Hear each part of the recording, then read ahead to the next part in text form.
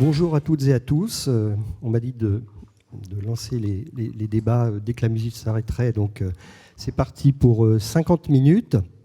L'entrée de la France dans l'économie de guerre avec le conflit en Ukraine, le vote de la loi de programmation militaire, comme vous savez, en première lecture à l'Assemblée le 7 juin, et puis l'examen actuel au Sénat, la militarisation, l'augmentation des crédits de défense partout dans le monde, tous ces événements finalement très récents vont bousculer la base industrielle et technologique de défense française, dont vous êtes, messieurs, d'importants représentants.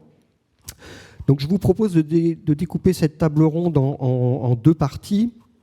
L'une sera consacrée à l'économie de guerre, l'autre à la LPM, bien que les deux choses soient intimement liées. L'économie de guerre, donc, c'était, comme vous le savez, une injonction presque du président de la République, une expression qu'il a employée pour la première fois à Eurosatory, il y a exactement un an. On peut évidemment s'interroger sur la pertinence de ce terme, puisque la France n'est pas en guerre, elle n'est même pas co-belligérante en Ukraine. Mais enfin bon, elle s'est imposée aux industriels avec cette exigence qu'on leur demande finalement, produire plus vite et à moindre coût. Donc vous nous direz les uns et les autres ce que signifie pour vous cette économie de guerre. Il y a certes des opportunités, mais il y a aussi des difficultés et des limites. Est-ce que vous en attendez des avancées en termes de commandes, mais aussi d'allègement des procédures et des certifications? Donc ça, c'est pour la partie économie de guerre. La LPM, évidemment, là aussi, il n'est pas question de débattre de la pertinence de ces 413 milliards qui seront consacrés aux armées entre 2024 et 2030. Mais elle va sans doute changer beaucoup de choses pour vous, puisque ça représente quand même une hausse des crédits, en tout cas facialement, de 40% par rapport à la loi de programmation militaire précédente.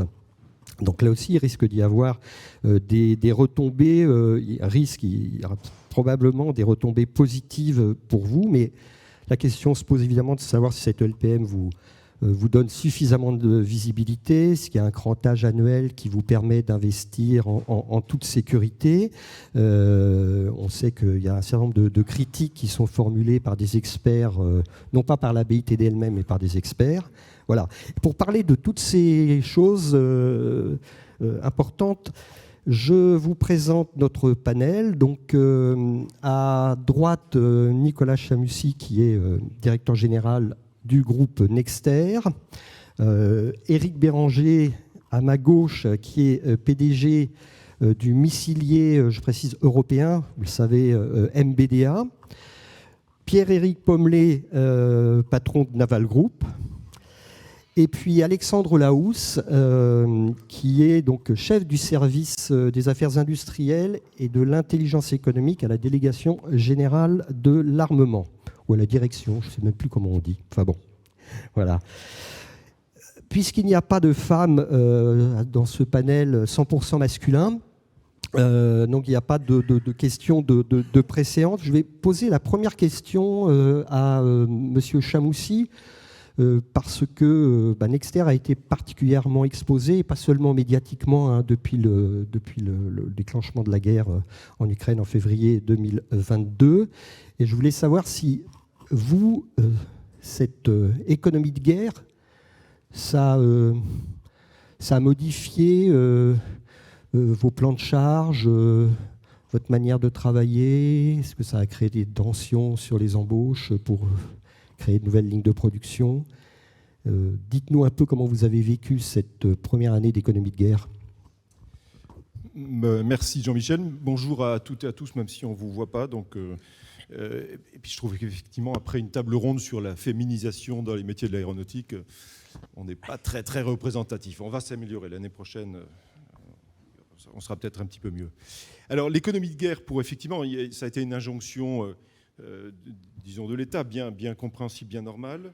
Forte impulsion politique qui datait de l'inauguration d'Eurosatory l'année dernière. Alors ça a commencé pour nous, en ce qui concerne, et mes collègues et amis diront ce que ça représentait pour leurs entreprises et pour la DG en l'occurrence. Nous, ça a commencé assez rapidement par des demandes qui sont arrivées dès le 27 février. Je me souviens d'avoir reçu une demande en disant qu'est-ce que tu peux livrer comme matériel ? Et dans les faits, la constatation qu'on a tous fait les uns et les autres, c'est qu'on n'avait pas de matériel en stock. On n'était pas une organisation, une entreprise organisée pour avoir des stocks qu'on était prêt à livrer au bout de 3 jours. Donc ce n'était pas comme ça le mode de fonctionnement. On était bien dans une organisation de production en flux. Alors ensuite, il y a eu des décisions très rapides de livrer du matériel à l'Ukraine.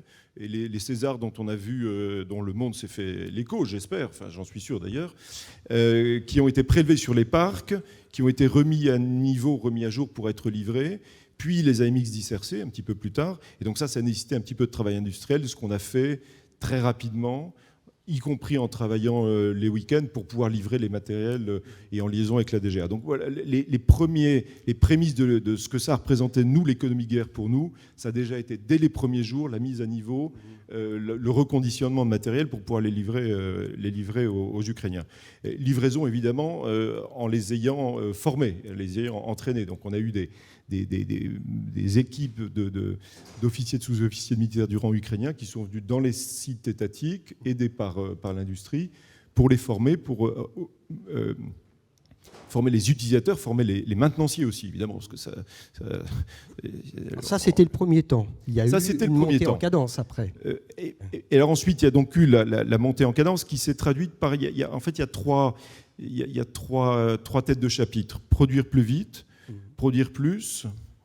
J'ai pas retenu la troisième que vous avez dite tout à l'heure. Moindre coût, moins cher. On dit moins cher. Celle-là, on l'a pas forcément retenu, mais donc produire plus vite, produire plus. Et puis, je crois qu'il y a une troisième notion qui est importante, qui est renforcer, être plus souverain, diminuer les dépendances stratégiques qu'on avait sur un certain nombre de matériels. Et mon ami Alexandre à gauche en parlera probablement. Alors, pratiquement, ça s'est traduit par des volumes assez significatifs d'achats anticipés de matières premières. On a par exemple commandé plusieurs centaines de poudres et d'explosifs dès le début du mois de mars, parce qu'on a bien senti qu'il y avait et ça se fait en échange permanent avec l'appareil d'État, évidemment, et la DG en l'occurrence. On a bien senti qu'il allait y avoir une tension très rapide, et bien nous en a pris, parce que ça a permis de sécuriser un certain nombre de productions. Donc des matières premières, des métaux, des équipements électroniques. On n'est pas sorti d'ailleurs dans une crise d'approvisionnement de composants électroniques dont on a tous souffert, dont on souffre tous, et on a mis en place des dispositifs pour acheter le plus rapidement possible tout un tas de composants électroniques dont on savait qu'on allait avoir besoin. Alors, produire plus vite, c'est des exemples que je reprends très souvent. Je suis désolé, ça tourne toujours un peu autour des mêmes, mais les fameux canons César ou les canons autoportés César, il y a 2 ans, le rythme, l'étiage de production, c'était 2 par mois. Et on produisait en 24-30 mois. C'était à peu près ça la durée de production, parce qu'il n'y avait pas besoin de produire à cycle plus rapide. On est aujourd'hui, maintenant, après avoir fait un gros travail de réexamen de notre chaîne industrielle interne, mais aussi avec toute la supply chain sans laquelle on ne serait absolument rien.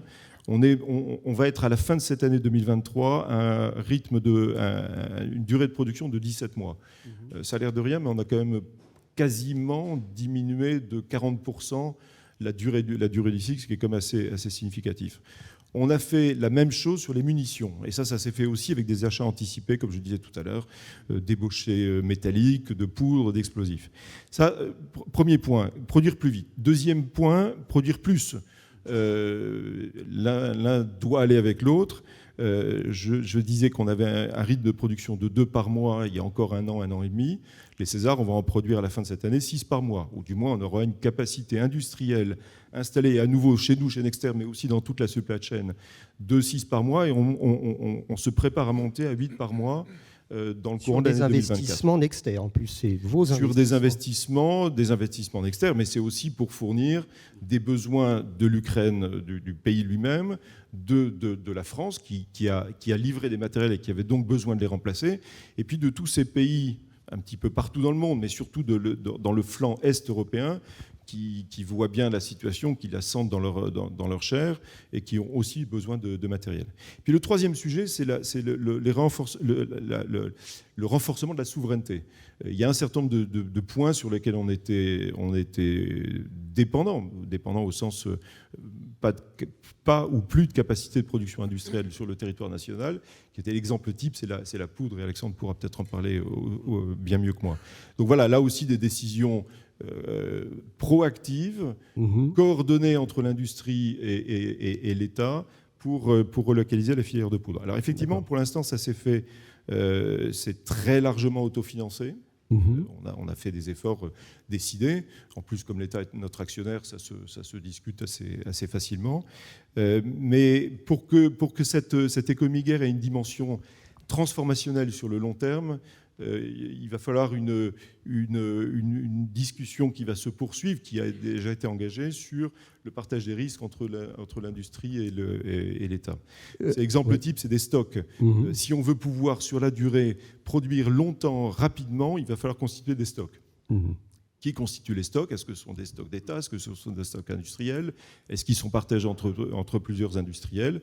Voilà, je me plais à rappeler souvent cette petite expression. On est dans une économie de guerre, mais on reste encore des entreprises qui sont en plein milieu d'une guerre économique. On a des concurrents, on se bat sur les marchés. Donc voilà, il faut trouver le bon équilibre entre ce qu'on fait pour répondre aux besoins et aux sollicitations de l'État pour tenir un effort de guerre, d'économie de guerre, mais on est aussi en guerre économique. D'accord, merci. Éric Béranger, est-ce que on vous a sollicité dès le début du conflit en Ukraine? Ça, c'est le premier point. Et puis je sais que vous êtes aussi attaché à la souveraineté française et à la souveraineté européenne des industries d'armement. Donc vous pourrez peut-être répondre aussi, poursuivre l'analyse de M. Chammussy. Mais première question, c'est quand même l'économie de guerre, ça a changé quoi pour vous? Très bien, d'abord merci. Bonjour à toutes et à toutes. Du côté MBDA, donc MBDA, juste pour fixer les choses, donc effectivement, nous, notre fonction, c'est de fournir à nos armées tout type de système de missiles, donc ça va combat terrestre, combat naval, combat aérien, défense solaire, dont on parle beaucoup en ce moment, jusqu'à la composante nucléaire aéroportée, avec deux particularités pour MBDA. Nous sommes le seul acteur non américain dans le monde occidental capable d'offrir à nos armées l'ensemble du spectre. C'est quelque chose d'assez unique. Et la deuxième chose complètement unique, je ne connais pas d'autres exemples au monde et j'y reviendrai tout à l'heure, nous sommes le seul acteur qui, bien que impliqué dans des sujets aussi souverains, aussi cœur de la souveraineté, que par exemple la dissuasion nucléaire en France, sommes une entreprise réellement intégrée entre plusieurs nationalités.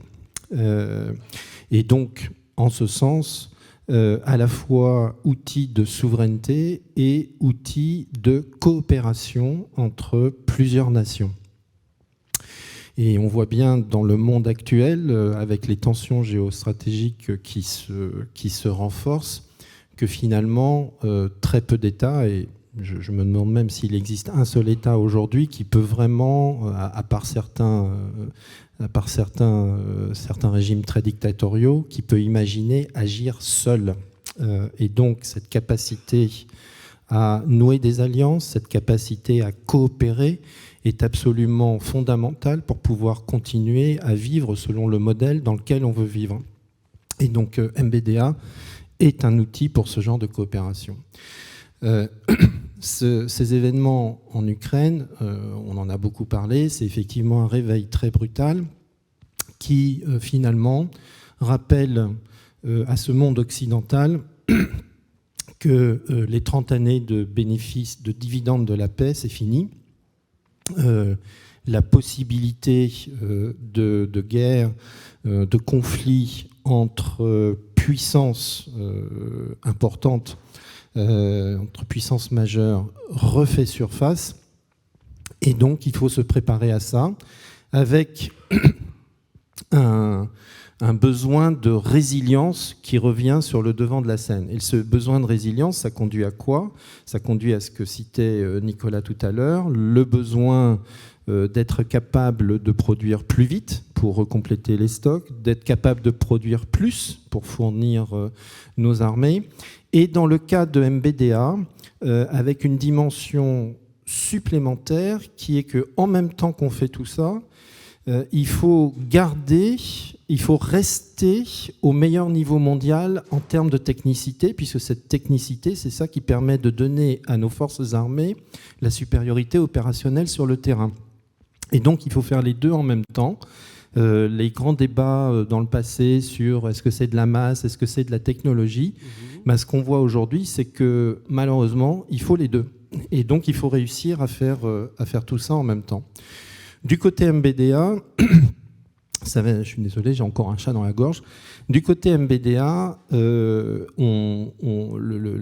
maître mot pour nos activités, c'est l'anticipation, puisque être capable de produire plus vite, dans un monde industriel, tout ça, ce sont des choses qui s'anticipent. Et donc, ça fait très longtemps qu'on a déjà anticipé des possibilités, qu'on a anticipé la possibilité, par exemple, effectivement, de doubler la cadence de production des Mistral, ou de multiplier par 5 la cadence de production des MMP.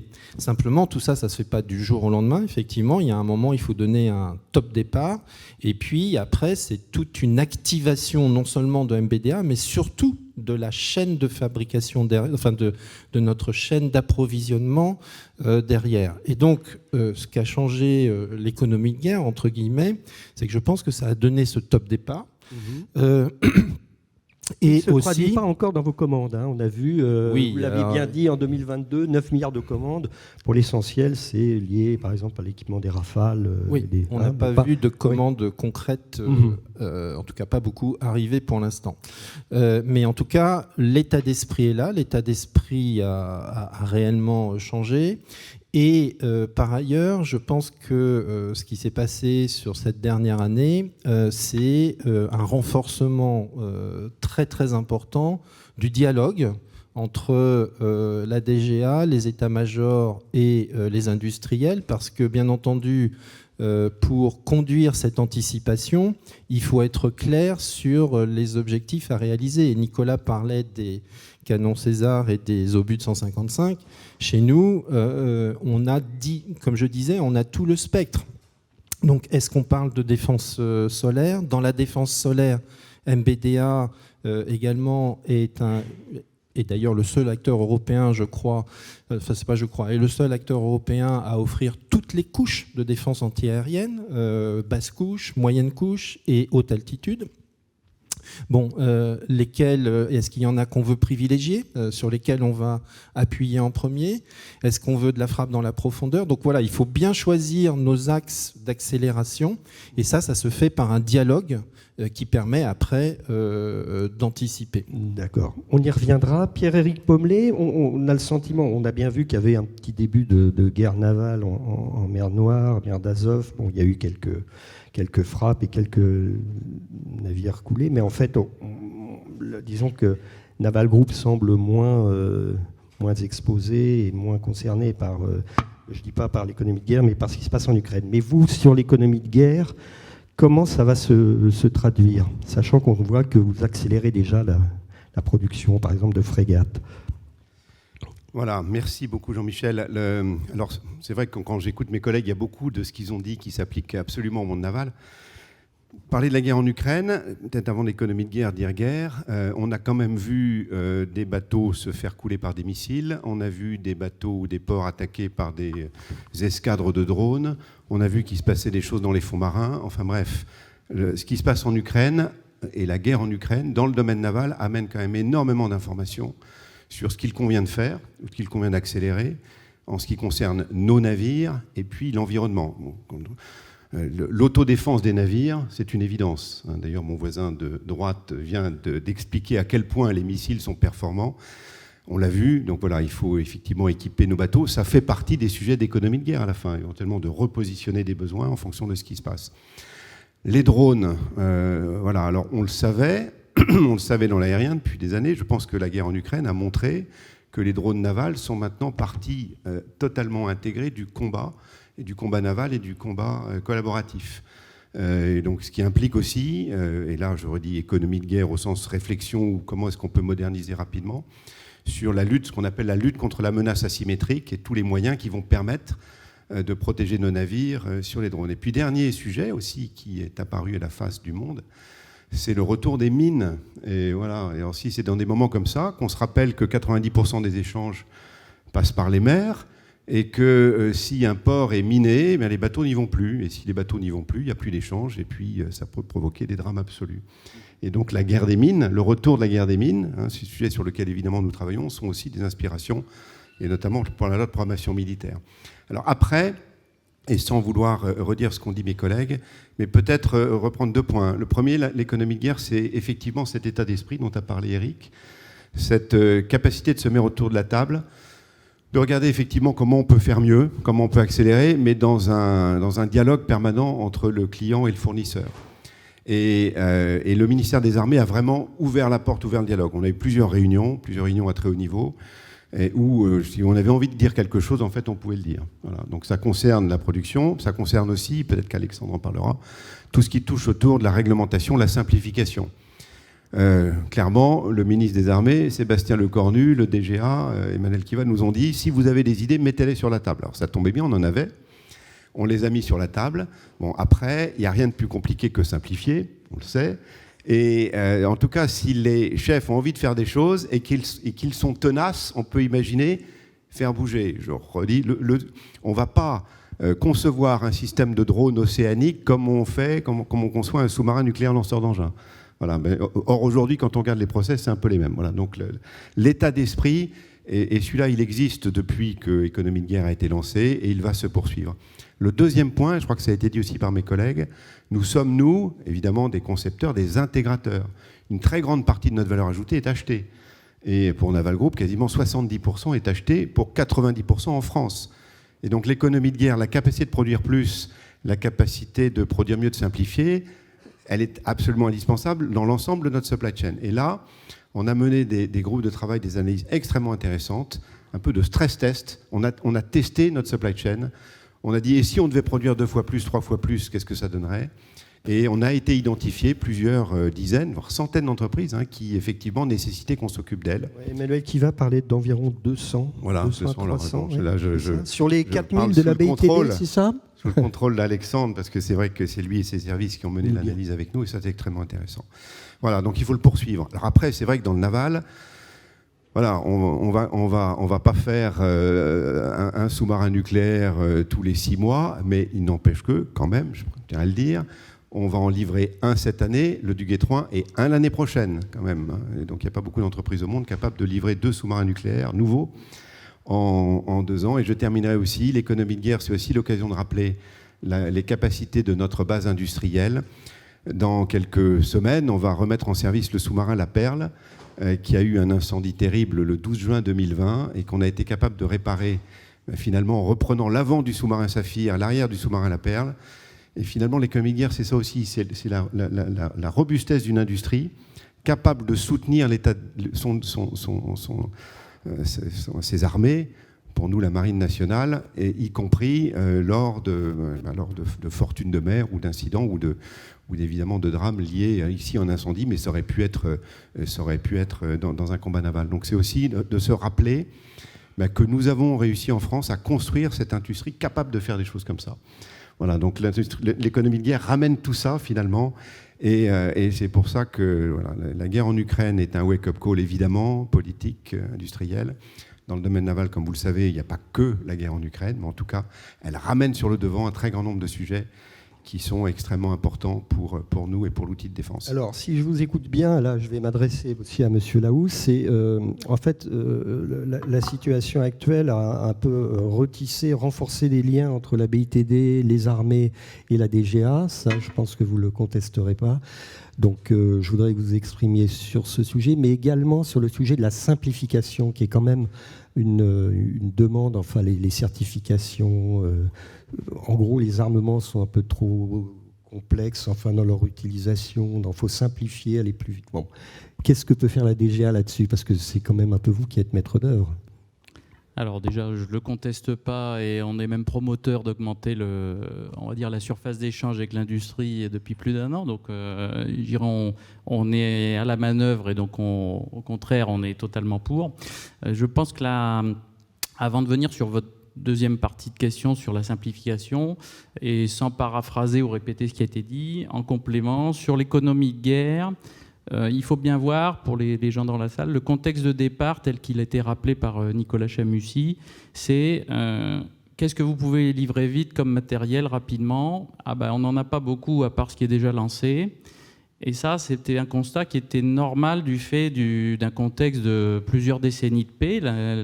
On va dire l'outil industriel s'est adapté à un flux de commandes qui était celui d'un temps de paix, avec un flux de dépenses qui était lui-même optimisé pour, on va dire, rester dans les contraintes de la dépense publique. Ça a eu des conséquences sur, je dirais, des capacités qui ont pu être réduites, pas en dessous d'un minimum pour pouvoir maintenir les compétences, des stocks de fonctionnement en production qui se sont inspirés des méthodes du civil, donc avec les méthodes à flux, donc tirés peut-être un petit peu vers le bas pour exposer moins de trésorerie, une économie mondialisée avec l'internationalisation de la supply chain qui a amené à peut-être accepter certaines dépendances.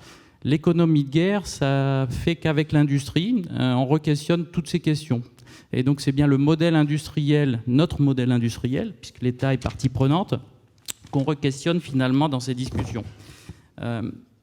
Vous avez parlé tout à l'heure de la France n'est pas en guerre. Alors le terme économie de guerre, re-questionner le modèle, c'est justement se dire il faut se préparer à pouvoir entrer en économie de guerre. Quand on attend d'être en guerre, c'est trop tard. Ça a été dit par plusieurs des patrons de l'industrie ici. Le maître mot, c'est l'anticipation. Et donc se préparer, justement, c'est investir sur l'outil industriel, tous les points qui ont été cités. Donc pour ça, le premier outil, c'est la visibilité, vous l'avez dit. La LPM, elle est là pour ça. Elle reviendra, j'ai quand même une question là-dessus. Voilà, donc elle sert quand même à donner de la visibilité en pluriannuel. On y reviendra tout à l'heure, il y a un certain nombre de commandes globales qui sont prévues pour pouvoir, on va dire, décliner ça de façon concrète. Mais c'est aussi tout un travail sur, ça a été dit, en concertation avec l'industrie, sur la supply chain. Le taux a été donné par Pierre-Éric Pommelet, 70% finalement d'acquisition près de la supply chain. On a un pourcentage qui doit être pas loin de 60% pour Nexter. Donc finalement, moi je ne suis pas très inquiet en général, je l'ai déjà dit dans d'autres forums, sur la capacité des maîtres d'œuvre à accélérer. Mais c'est tout l'écosystème en dessous, qui sont plusieurs centaines d'entreprises, comme ça a été dit, et il suffit de quelques maillons faibles pour qu'on ne puisse pas accélérer. Ce travail d'identification, il a été fait, les 200 entreprises dont vous parliez, qui étaient des goulets d'étranglement potentiels. Il y a un travail énorme qui a été fait avec les industriels, que ce soit en tête les directeurs d'industriels et d'achat. En moins de 6 mois, ce chiffre est divisé par 2, avec des mesures de vérification. Il y a des capacités parfois dans l'activité civile de ces entreprises qui permettent de dire s'il fallait accélérer, on saura le faire. Des mesures organisationnelles en prenant finalement plusieurs sources, une source supplémentaire qui fait qu'on n'est plus dépendant d'un goulet d'étranglement. Donc en moins de 6 mois, il y a un travail déjà colossal qui a été fait, en divisant donc ce chiffre par 2. On est en train de s'atteler aux 50 les plus importants, donc la moitié de ceux qui restent, on va dire. Et donc on est en train d'avancer là-dessus. Sur les dépendances étrangères, c'est une discussion qu'on a revisitée aussi avec les industriels. Ce n'est pas une dépendance qui était une erreur par le passé, c'est que le contexte d'avant faisait qu'on pouvait accepter certaines choses. On a revisité tout ça dans le contexte d'aujourd'hui. Ça peut amener à changer la façon de sourcer certaines matières. Si elles sont qu'à l'étranger, on peut imaginer d'avoir plusieurs sources étrangères dans des zones géographiques différentes pour ne pas dépendre de problèmes logistiques. Et puis dans les cas où ça devient inacceptable totalement, on ne veut plus être dépendant, le sujet des relocalisations. Nicolas en a cité une sur la filière de poudre pour les obus de 155 mm, qui fera partie d'une commande globale pour les obus de 155. Ça inclura les montants qui permettent de lancer cette relocalisation. Et puis on a une reçue par l'industrie, majoritairement des PME, mais en général sponsorisées par leur grand groupe chef de filière. Un peu plus de 30 dossiers, une quinzaine qui ont déjà été sélectionnés par la DGA, une dizaine où on continue de discuter et pour lesquels on travaille avec Bercy dans le cadre de France 2030, il s'agit d'industries à la fois militaires et civiles, pour lancer, et on a déjà un certain nombre de projets qui sont prêts à lancer. Il faut maintenant qu'on appuie, trivialement sur le bouton communément avec la Direction générale des entreprises, qui permettra de les lancer. Alors, sur la certification et l'accélération d'un certain nombre de procédures. Alors ça, c'est le travail qu'on fait sur le tissu industriel. La DGA aussi est concernée par l'économie de guerre. Donc effectivement, pour produire plus vite, plus simple, il faut simplifier les produits. Donc ça, c'est un axe de travail pour lesquels il y a plusieurs choses particulières. Tout ce qui est réglementation, l'identification des normes, des règlements. Il y a un travail qui va être fait sur la base de projets pilotes, parce que dans l'absolu, c'est difficile à réaliser. Il faut partir sur un certain nombre de sujets. Dans l'édiction aussi de nouveaux règlements pour simplifier la mise en œuvre, je citerai par exemple dans le cas des drones, notre direction technique a publié un arrêté qui est maintenant dans la loi, qui va faciliter un certain nombre de développements quand il s'agit de drones à usage militaire, pour lesquels on n'est peut-être pas obligé, bien sûr, on respecte tout ce qui va être sécurité, mais d'appliquer toutes les normes qui s'appliquent à un usage pour des drones de loisirs. On voit bien que l'usage va impacter finalement les normes à appliquer. Et puis le deuxième sujet qui est phare là-dedans, c'est la simplification des exigences. La DGA porte la spécification en lien avec les armées des produits. La mesure phare qui est là-dessus, c'est d'inviter les industriels sur les plateaux de conception. Vous l'aviez probablement suivi dans la réforme précédente, on a rapproché intimement l'état-major des armées, la DGA, pour cette phase de travail, de conception des capacités futures. Ce qui manque, c'est une boucle retour, et on pense que c'est l'industriel qui est capable de faire ça, capable d'identifier, on va dire, les 10% d'exigences qui vont coûter peut-être 20% plus cher sur le prix, un an de plus pour le développement, et peut-être du risque aussi supplémentaire sur les calendriers. On pense que cette boucle retour, elle va permettre, avec le triptyque industrie, armée, DGA, peut-être de dire il vaut peut-être mieux un matériel qui répond à 90% du besoin militaire absolu dans 1 an et demi que 100% dans 3 ans. Un des projets pilotes qui est envisagé là-dessus, c'est l'armement du patrouilleur, donc le drone tactique. Il y en a d'autres. On attend des propositions aussi des industriels de projets. Il y a eu des propositions sur des règlements, sur les projets. Je pense qu'on est preneur d'avoir des sujets à mouliner et à mettre dans les mains. En tout cas, nos équipes sont prêtes à le faire. Merci, Monsieur Lahousse. Alors, malheureusement, le temps court. J'ai une horloge sous les yeux, 17 minutes. J'aimerais quand même qu'on aborde le deuxième volet de cette table ronde, donc sur la LPM. Elle a fait l'objet d'un certain nombre de critiques, même si elle est plutôt... D'abord, elle est très bien acceptée dans l'opinion. Il n'y a pas eu de débat là-dessus. Il y a un vrai consensus là, sur la nécessité de faire un effort pour les armées. Là, la question est un peu la même. Est-ce que Monsieur Chamoussi, par exemple, vous êtes satisfait, sachant qu'il y a un certain nombre de programmes qui vont être un peu décalés. Il y a toujours la contrainte budgétaire, même si, comme je le disais, il y a 40% d'efforts budgétaires supplémentaires. Est-ce que vous êtes satisfait? Est-ce qu'il y a des choses que vous auriez souhaitées? Mais la question vaut aussi pour Monsieur Béranger et pour Monsieur Pommelet. Bon, d'abord, au-delà des montants que vous avez rappelés tout à l'heure, qui sont quand même une bonne nouvelle, c'est le fait d'avoir une LPM, c'est de toute façon une bonne nouvelle en soi, parce que ça donne de la visibilité, ça donne pas forcément de la visibilité, de la garantie contractuelle, mais ça donne de la visibilité, puis c'est quand même un marqueur fort. Alors ensuite, c'est comme l'art de la guerre, hein, tout ça, ça sera un art d'exécution dans les années qui viennent, et la DGA sait le faire parfaitement bien. Alors, cette nouvelle LPM, elle confirme la complétude du modèle d'armée qui était à la base de toutes ces lois de programmation militaire les unes après les autres, et puis qui confirme aussi la complétude des grandes orientations de la BID terrestre. Alors, elle traduit des ajustements capacitaires, il n'y a pas de mystère là-dessus, pour prendre en compte des réorientations de priorité. Alors pour nous, pour Nexter, qu'est-ce que ça veut dire? Je pense qu'il y a quatre domaines. D'abord, ce programme Scorpion, dont vous avez, je pense, les unes et les autres entendu parler. La cible du nombre de véhicules, si ça se mesure, si la mesure c'est en nombre de véhicules, elle est inchangée. Donc ça, c'est quand même une très bonne chose. On a un outil industriel qui a été dimensionné pour ce volume de véhicules, qui a été dimensionné pour un rythme de production. La cible est inchangée, elle est un petit peu étalée. Le point de passage en 2030 n'est plus celui qui était prévu à l'origine. Vous avez vu aussi qu'il y a eu un amendement gouvernemental qui a restauré ou remodifié un petit peu le rythme de livraison qui avait été prévu à l'origine pour prendre en compte du recomplètement un petit peu anticipé de matériels qui ont été livrés à l'Ukraine entre-temps. Voilà, ça atténue la baisse, ça ne la rétablit pas complètement, mais en tout état de cause, le volume total de véhicules qui devra être livré est inchangé. Ça, je pense que c'est une très bonne chose. Alors ensuite, on va travailler ensemble avec la DGR. C'est notre métier de tous les jours de minimiser les effets induits, parce que les effets induits, il y en aura évidemment au plan économique, au plan social aussi. Donc on fait attention à minimiser, voire neutraliser tous ces impacts. Juste un petit point, ça confirme quand même que seules les commandes fermes valent visibilité. L'exemple type, c'est la loi de programmation militaire précédente prévoyait un rythme de livraison qui ne sera plus celui qu'on a maintenant.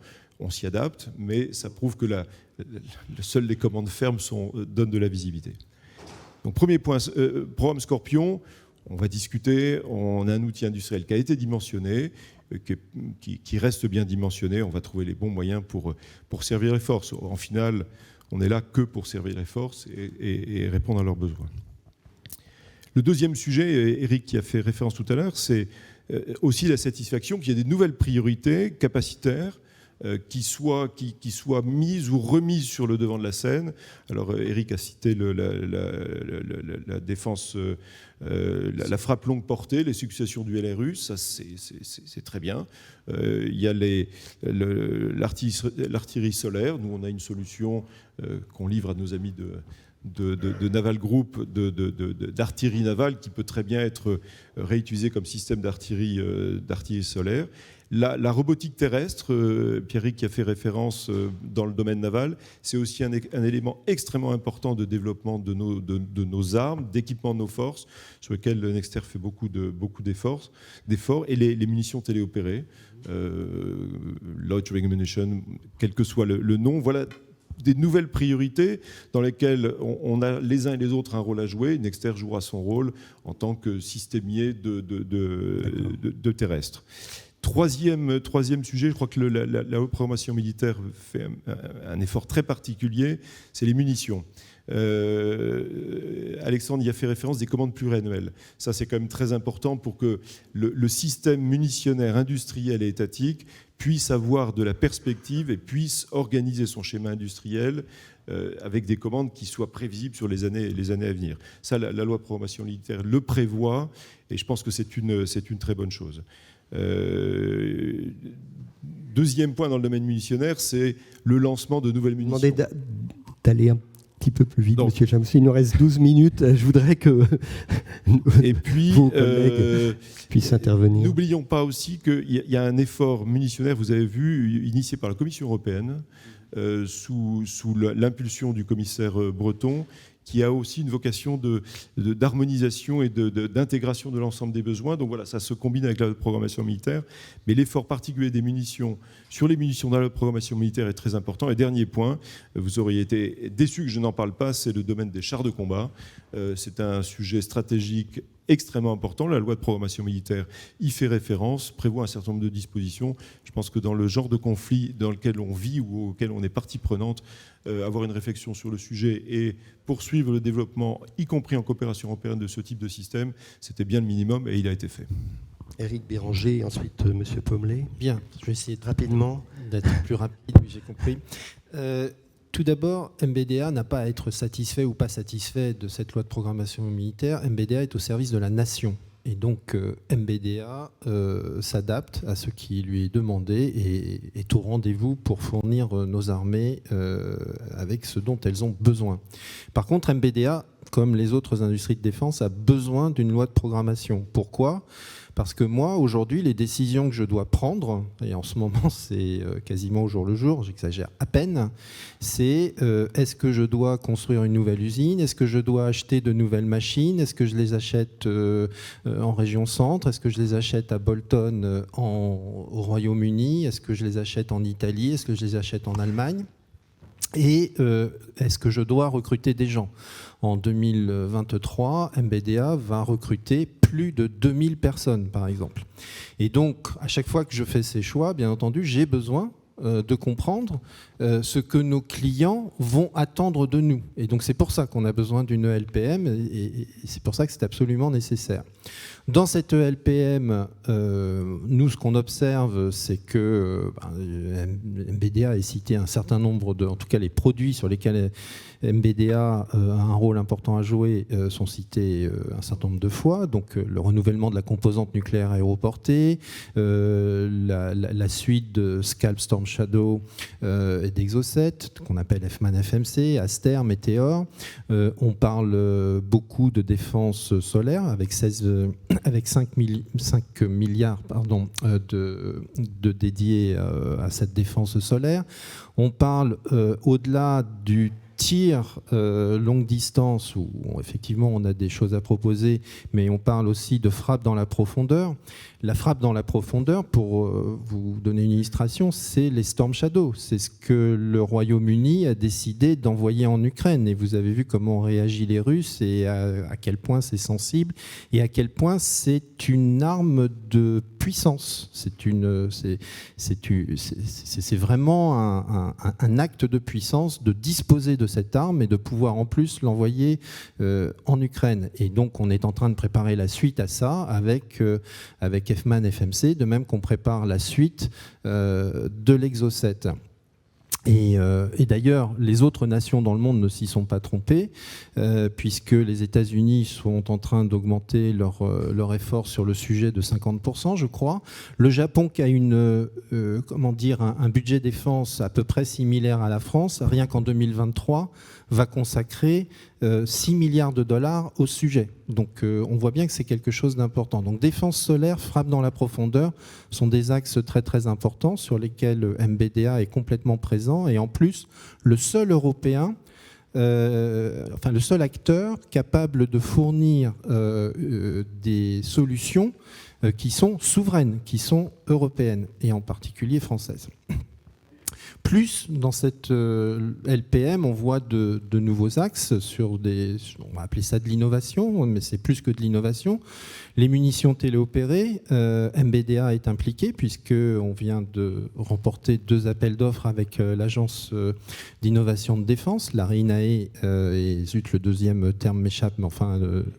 Colibri, merci beaucoup. Le laser, MBDA a racheté Silas avec Safran. L'espace, où MBDA aura des choses à apporter. Le cyber, où on est assez discret, mais vous imaginez bien que c'est un élément où MBDA ne peut pas éviter d'avoir des compétences importantes. Donc voilà, ça c'est des choses qu'on voit sur la LPM. Peut-être un point, juste une incidente, un petit peu à côté de la LPM. Je pense qu'aujourd'hui, en France et en Europe, on vit un choc et un tournant. Le choc, c'est le réveil brutal causé par cette invasion russe en Ukraine. Le tournant, c'est que aujourd'hui, nous, Européens, et donc dans la LPM, on voit quel est le choix de la France, mais je pense qu'il va falloir aller au-delà parce que la France toute seule ne pourra pas tout faire.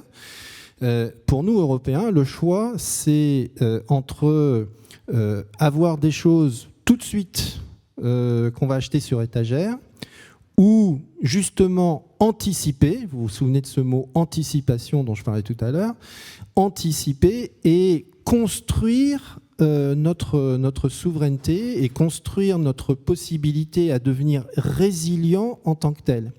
Et c'est aujourd'hui que ces choses-là sont en train de se décider, parce qu'on voit bien tous les pays européens augmenter leur budget de défense, et la question c'est à quoi vont-ils utiliser ce budget de défense. Et s'ils décident de l'utiliser à construire une souveraineté européenne, forcément, il y aura de la coopération qui sera en jeu.